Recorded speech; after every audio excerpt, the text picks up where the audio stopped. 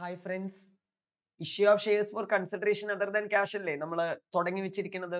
ഒരു ഉദാഹരണമൊക്കെ കണ്ടു, പക്ഷെ എന്നാലും എവിടെയൊക്കെയോ കത്തുന്നുണ്ട്, എന്നാലും അത് അങ്ങോട്ട് പോരാ എന്ന് പറയുന്ന ആൾക്കാർക്ക് ഈ ഒരു പ്രോബ്ലം കൂടി ചെയ്യുമ്പോൾ നിങ്ങൾ ക്ലിയർ ആവും കേട്ടോ.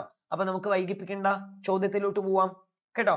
Jindal and company purchased machine from high life machine limited. നമ്മളാണ് ജിൻഡാൽ ആൻഡ് കമ്പനി. നമ്മൾ ആരുടെ നിന്ന് മെഷീൻ വാങ്ങണു? ഹൈ ലൈഫ് മെഷീൻ ലിമിറ്റഡിന്റെ നിന്ന് മെഷീൻ വാങ്ങണു. അപ്പൊ അവരാണ് നമ്മുടെ വെൻഡർ, അവരാണല്ലോ തരുന്നത്. ഹൈ ലൈഫ് മെഷീൻ ലിമിറ്റഡ് ആണ് നമ്മുടെ വെൻഡർ കേട്ടോ. അപ്പൊ എത്ര രൂപയ്ക്കാ തരുന്നത്? 3,80,000. 3,80,000 രൂപയുടെ മെഷീനാ വാങ്ങണം നമ്മൾ കേട്ടോ. As per the purchase agreement ₹20,000 were paid in cash. Oh super. 3,80,000 രൂപയുടെ മെഷീൻ വാങ്ങിച്ചു, അതിൽ 20,000 രൂപ ക്യാഷ് ആയിട്ട് ഞാൻ കൊടുത്തു. ക്ലിയർ ആവുണ്ടോ?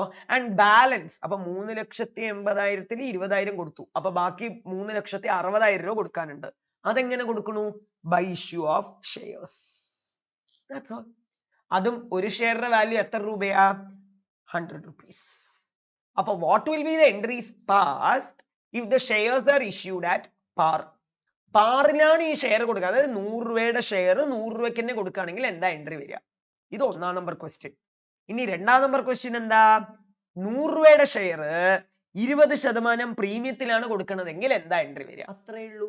അപ്പൊ നമുക്ക് വർക്കിംഗ് നോട്ട് ഒക്കെ ഒന്ന് സെറ്റ് ആക്കി വെക്കാം കേട്ടോ. അപ്പൊ 100 രൂപയ്ക്കാണ് കൊടുക്കുന്നതെങ്കിൽ എത്ര ഷെയർ കൊടുക്കേണ്ടി വരും? 100ന്റെ 20% പറഞ്ഞാൽ 20 രൂപ. അപ്പൊ 100 + 20 120. 120 രൂപ കൊടുക്കണമെങ്കിൽ എത്ര രൂപ? 120 രൂപയ്ക്കാണ് ഞാൻ ഷെയർ കൊടുക്കണമെങ്കിൽ എത്ര ഷെയർ കൊടുക്കേണ്ടി വരും? ഇതാണ് നമ്മൾ ആദ്യം കണ്ടുപിടിക്കേണ്ടത് കേട്ടോ. അപ്പൊ ആദ്യത്തെ കേസ് എന്തായിരുന്നു? 100 രൂപയ്ക്കാണ് ഒരു ഷെയർ കൊടുക്കണം പാർ വാല്യൂല്. എത്ര രൂപ കൊടുക്കണം? ഇനി നമ്മൾ എത്ര രൂപ കൊടുക്കാനുണ്ട്? 3,60,000. 3,80,000 എടുക്കരുത്. 3,80,000-ൽ 20,000 ഇൻസ്റ്റന്റ് ആയിട്ട് കൊടുത്തു കഴിഞ്ഞു. ഇനി നമ്മൾ കൊടുക്കാനുള്ള എത്രയാ? എമൗണ്ട് പേയബിൾ എത്രയാ? 3,60,000. അപ്പോ 3,60,000 ഡിവൈഡഡ് ബൈ ഒരു ഷെയറിന്റെ വില എത്രയ്ക്കാ കൊടുക്കണത്? 100. അപ്പൊ മൊത്തം എത്ര ഷെയർ ഇഷ്യൂ ചെയ്യും? നമ്മള് 3,600 ഷെയർ ഇഷ്യൂ ചെയ്യും. ഇനി 2, ഒരു ഷെയർ നമ്മൾ 100 പ്ലസ് പ്രീമിയത്തിലാണ് കൊടുക്കണതെങ്കിലോ 100ന്റെ 20% 20 രൂപ. അപ്പൊ 100 + 20 120 രൂപ. 120 രൂപയ്ക്കാണ് കൊടുക്കണമെങ്കിൽ അപ്പൊ 3,60,000 ഡിവൈഡ് ബൈ 120-നാണ് നമ്മൾ കൊടുക്കണമെങ്കിൽ മൊത്തം എത്ര ഷെയർ കൊടുത്താൽ മതി? നമ്മള് 3,000 ഷെയർ കൊടുത്താൽ മതി. ക്ലിയർ ആവുണ്ടോ? ഡിനോമിനേറ്ററുടെ എമൗണ്ട് കൂടുന്തോറും ഷെയറിന്റെ എണ്ണം കുറയുമല്ലോ, അത് സ്വാഭാവികമാണല്ലോ, മാത്സ് ആണല്ലോ. ക്ലിയർ ആവുണ്ടോ? That's all. സാറേ 3,60,000 എങ്ങനെ വന്നു എന്ന് അറിയില്ല സാർ. 3,80,000 രൂപ കൊടുക്കണ്ടവിടെ 20,000 രൂപ നിങ്ങൾ ഉടനടി ക്യാഷ് ആയിട്ട് കൊടുത്തില്ലേ? ഇനി 3,60,000 കൊടുത്താ പോരെ? അതിന് പകരമല്ലേ ഷെയർ കൊടുക്കണത്.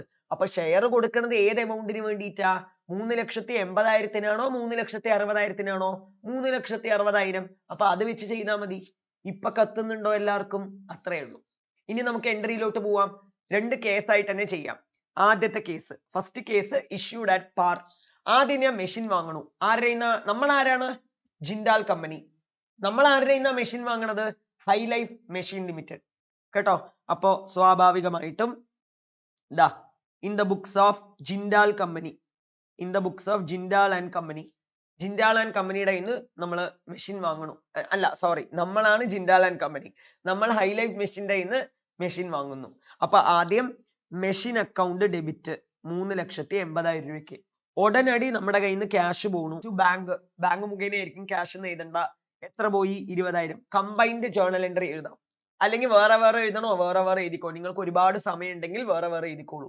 മാക്സിമം കോമ്പൗണ്ട് ജേർണൽ എൻട്രി എഴുതുന്നത് നല്ലത്. എന്നിട്ട് ബാക്കി 3,60,000 രൂപ നമ്മൾ കടത്തിനാ വാങ്ങിച്ചത്. അപ്പൊ ആരുടെ നിന്നാണോ കടത്തിന് വാങ്ങിച്ചത് അവരുടെ പേര് എഴുതും. അങ്ങനെയാണല്ലോ +1 അക്കൗണ്ട്സ് ഒക്കെ നമ്മൾ പഠിച്ചിരിക്കുന്നത് അല്ലെ. മെഷീനറി വാങ്ങിച്ചു, ക്യാഷ് കൊടുത്തു, എന്താ എൻട്രി വരിക? Machinery account debit to bank. Machinery വാങ്ങിച്ചു, കാശ് കൊടുത്തിട്ടില്ല, എന്താ എൻട്രി വരിക? Machinery account debit to creditor. ഇവിടെ ക്രെഡിറ്റർ ആരാണ്? വെൻഡർ ആരാണ്? എല്ലാം ഒന്നെ, ഹൈ ലൈഫ് മെഷീൻ ലിമിറ്റഡ്. അപ്പൊ രണ്ടും കൂടി ക്ലബ് ചെയ്ത് എഴുതി. മെഷീനറി അക്കൗണ്ട് ഡെബിറ്റ് 3,80,000, കയ്യിന്നല്ല ബാങ്കിൽ നിന്ന് പോയത് 20,000 ആൻഡ് കൊടുക്കാനുള്ളത് ഇനി 3,60,000. ഇത് കോമൺ എൻട്രി. ആദ്യത്തെ എൻട്രി കോമൺ, മനസ്സിലായി എന്ന് വിചാരിക്കുന്നു. ഇനി രണ്ടാമത്തെ എന്താണ്? രണ്ടാമത്തെ അല്ല, 1ാമത്തെ കേസാണ്. പാർ വാല്യൂല് കൊടുക്കണു ഒരു ഷെയർ. പാർ വാല്യൂല് കൊടുക്കുകയാണെങ്കിൽ മൊത്തം എത്ര ഷെയർ കൊടുക്കണം? നമ്മള് 3,600 ഷെയർ കൊടുക്കേണ്ടി വരും. 3,600 ഷെയർ കൊടുക്കേണ്ടി വരും.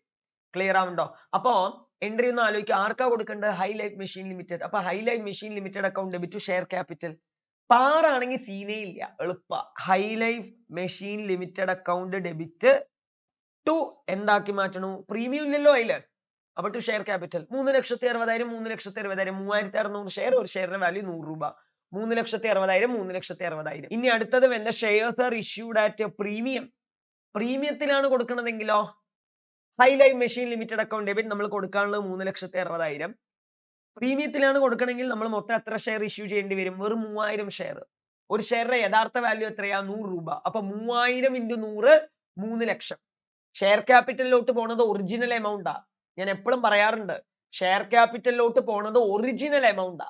അപ്പൊ 3000 ഷെയർ × 100 3 ലക്ഷം. 3 ലക്ഷം രൂപ ക്യാപിറ്റലിലോട്ട് മാറ്റി വെച്ചു. ബാക്കി അപ്പൊ ടാലി ആവുന്നുണ്ടോ? ഇല്ലല്ലോ. അപ്പൊ ബാക്കി 60,000 എന്താണ്? പ്രീമിയം. 3000 × 20 60,000. ഇപ്പൊ മനസ്സിലായോ? ഇങ്ങനെ വേണം ഫ്രെയിം ചെയ്യാൻ journal entry. when the shares are issued at premium എന്ന് പറയുമ്പോ high life machine limited account debit to share capital to security premium എന്ന് പറയും. ടു സെക്യൂരിറ്റി പ്രീമിയം അല്ലെങ്കിൽ ഷെയർ പ്രീമിയം, പ്രീമിയത്തിലാണെങ്കിൽ. അപ്പൊ ഇതെന്ന് നിങ്ങൾ മനസ്സിലാക്കേണ്ട ഒരു കാര്യം, ഷെയർ ക്യാപിറ്റലിന്റെ കൂടെ മാത്രമേ എന്ത് വരുള്ളൂ? സെക്യൂരിറ്റി പ്രീമിയം വരുള്ളൂ. ഇത്രയേ ഉള്ളൂ. That's all. ഇതൊന്നും കൂടി വർക്ക്ഔട്ട് ചെയ്ത് നോക്കുക കേട്ടോ. Thank you so much.